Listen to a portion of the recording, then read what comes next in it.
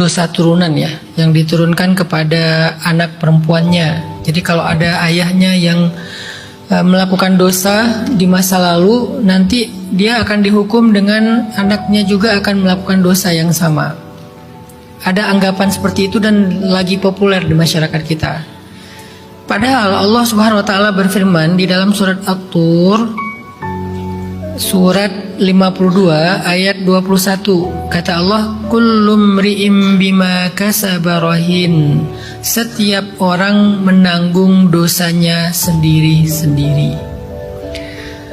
Jadi yang dimaksud dengan dosa zina yang diturunkan kepada anak itu, teman-teman, kalau ada ayah atau ibu atau suami istri berzina sebelum mereka menikah, kemudian perempuannya hamil, lalu karena mereka udah terlanjur berbuat dosa, akhirnya mereka ingin bertanggung jawab dengan cara menikah. Menikahlah mereka.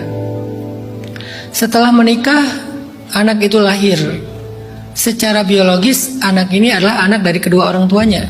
Tetapi secara fikih anak ini bukan anak ayahnya, jadi nggak boleh diwalikan oleh ayahnya, gitu kan?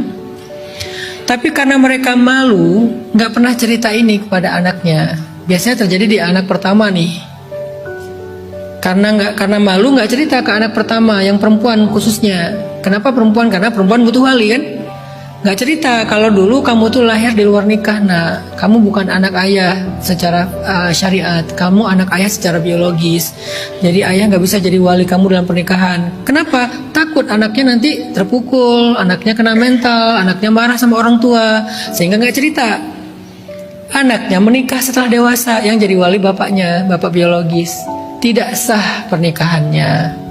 Karena nggak sah, berarti tanpa sadar anak ini terus berzina dengan pasangannya, begitu terus sampai ke bawah.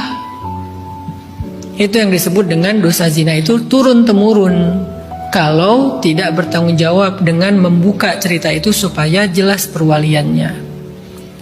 Bukan maknanya bahwa kalau ada ayah berzina nanti anak juga akan berzina, bukan.